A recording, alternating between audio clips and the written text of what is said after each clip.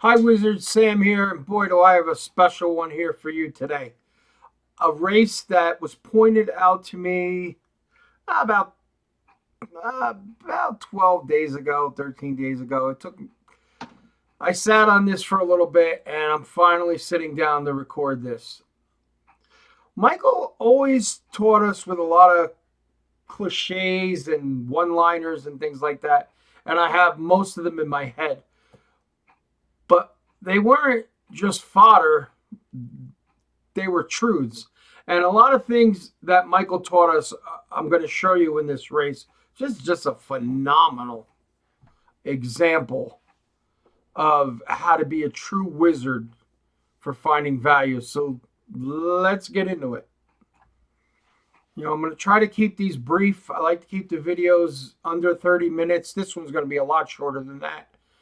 But I want to point out that Bob and I and Craig were here to try to get you guys set up for success, whatever that may mean to you. This race, there's a lot of stuff going on here. We're at, let's see, we are January 29th of this year, Delta Downs Race 8. It's about 9 o'clock on a Thursday night during the week. Probably not many Wizards playing the ponies at this time. But one thing that Michael taught me personally was he told me, look, opportunities show up when you do. Yeah, life gets in the way. We have family and things like that. But when you're playing and you're able to, look at a race on a Thursday night, you might be rewarded. Well, there was one wizard, JD Hanover, who you can pretty much find in the chat room daily. He caught this race, which is just phenomenal.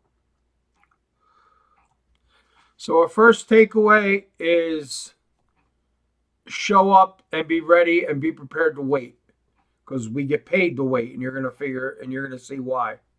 Number 2, risk versus reward. What are you willing to accept as a player when you work a race or you're looking at a horse?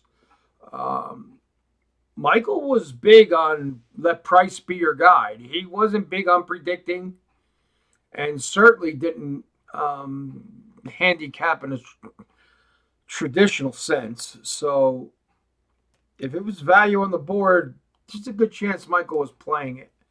But you have to, each wizard has to ask yourself, what are you willing to accept? And if you're not willing to accept it, if the horse romps, are you going to be okay with it? Because another lesson Michael taught us was how we handle our losses totally determines if we're going to have success in the game or not long term. Another one that took years for me to learn to bet ugly, learn to be contrarian, learn to bet those horses that have flaws, that look like they can't beat the carriage at Central Park. Now, sometimes they're just so ugly, even I can't bet them. A friend of mine once said to me, Sammy, would you bet against Secretariat? I said, well, what price am I getting? It's all about price at the end of the day, because we're here to make money, and that's Michael's sentiment. So we're going to learn to bet ugly, and that's important. If you're a traditional handicapper, you come from that sense, and you played horses for 30 years, like everybody else in this game, don't expect different results. You're going to lose like everyone else. Now, I'm not going to here to tell you that playing with Valuecapper is all rainbows and gumdrops and Skittles raining from the sky, because it's not. This game is tough, and it's tough to beat.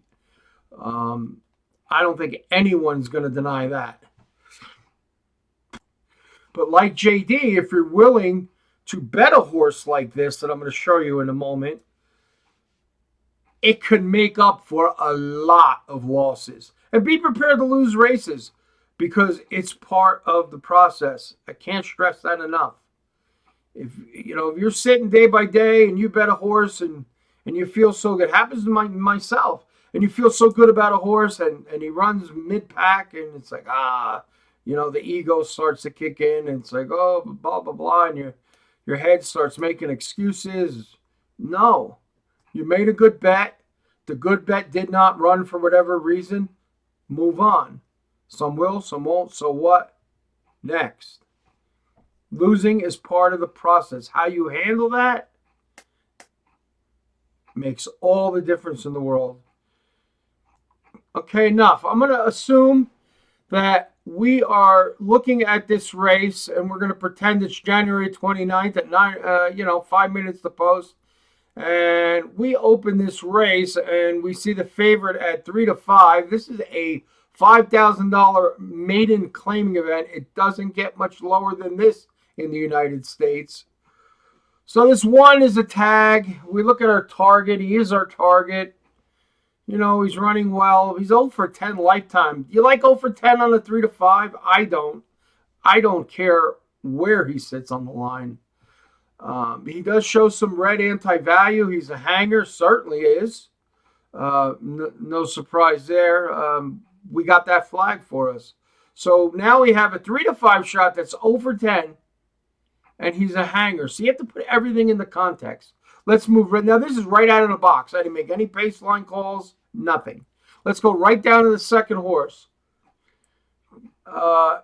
No time for mischief. Can he do target? Sure, he did target second race back. But that's about it. Ran target one time. Michael used to call that a one matchup. Another 0 for 10. 9-1 VCP, and he's sitting up there at 8-1. Not the greatest of bets. Not the worst bet I've ever played or ever seen, but certainly not the greatest. Let's move down the line. Before Puckster, he certainly can run target. Now this thing's 0 for 22, and he's 6-1, and he's far below VCP of 10. Not interested. Going in the wrong direction. In other words, we need to be at our VCP, above our VCP, or pretty darn close. But this horse offers none of that. Now, keep in mind, yes, this is an ugly maiden race, but this is an ARC 4. Now let's go down to our 5 horse, who is one of our VIPs. The 9 was our blue VIP, and we discussed that. The price isn't so great. And the 5. Let's look at this 5 here. Chatta Citizen. Can he run target? Let's see. 150 last race and 149.9.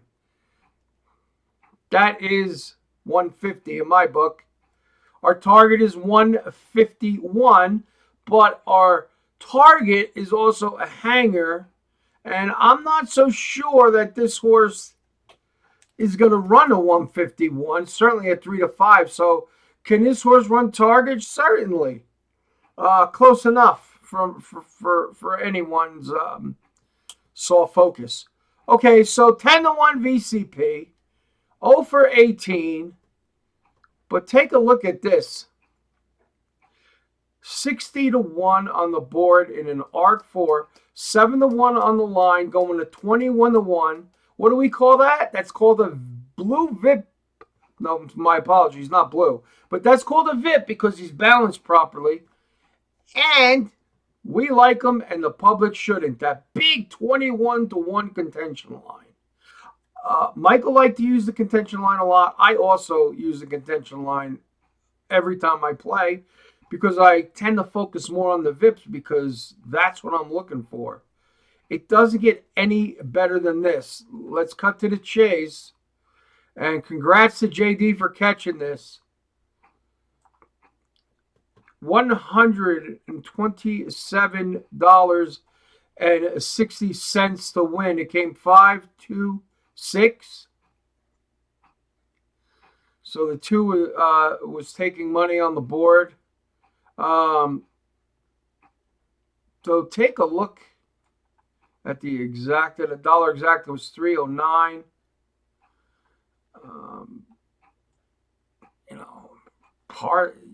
Is it going to take much to get me out of my seat to play a horse like this in a small arc? Yes, he looks ugly on paper, but $127 horses are supposed to look like this. I mean, were there any world beaters in here? Again, let's reiterate. Let's look at the 0 for 10 3 to 5 shot, please. Well, I just wanted to make sure I showed you this. So the takeaways I want you guys to really take to heart is learn to bet ugly. Not every race. Don't go looking under rocks, but don't be afraid to bet a horse that has flaws. That's what we're here for. Just to rehash, risk versus reward. What are you willing to accept? Would you bet this horse at 60 to 1? I know I would. I know Bob would. I know JD did. So there's that. Opportunities show up when you do. Michael was big on that. He taught me that personally. So this was just a wonderful example. All right, Wizards, I will see you on the next one. Any questions, please put it down below in the thread. And happy hunting.